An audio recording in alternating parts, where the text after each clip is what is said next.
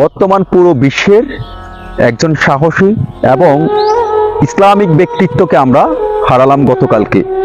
বলছিলাম ইরানের প্রেসিডেন্ট ইব্রাহিম রাইসির কথা।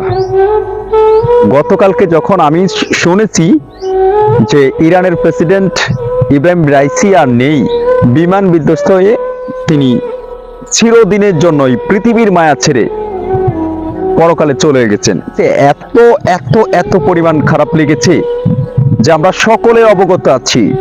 আমাদের পুরো ইসলামকে পঙ্গু করার জন্য পশ্চিমাদের রক্তমাখা চোখ অনেক আগে থেকে আমরা সেটা জানি, তবে তাদের কোনো ষড়যন্ত্র কখনো কাজে লাগাতে পারেনি।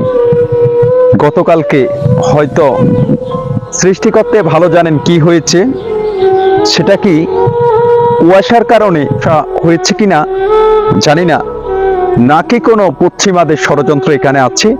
হয়তো আমরা টুডে অ্যান্ড টুমোরো ইনশাল্লাহ এই ব্যাপারটা আমরা সবাই জানবো যে পুরো বিশ্বের যে একজন ইসলামিক ব্যক্তিত্ব, একজন সাহসী, আমরা ইসলাম প্রেমী, আমরা একজন প্রেসিডেন্ট হারালাম। এই প্রভাবটা দেখবেন যে পশ্চিমারা আমাদের ইসলামকে ধ্বংস করার জন্য অনেক ষড়যন্ত্র করতেছে, কিন্তু এক এক করে আমরা হারাচ্ছি আমাদের যারা ইসলামিক ব্যক্তিত্ব, যে ইসলাম প্রেমী মানুষগুলো আছে সেগুলোকে। আল্লাহ সবাইকে হেদায়েত করেন।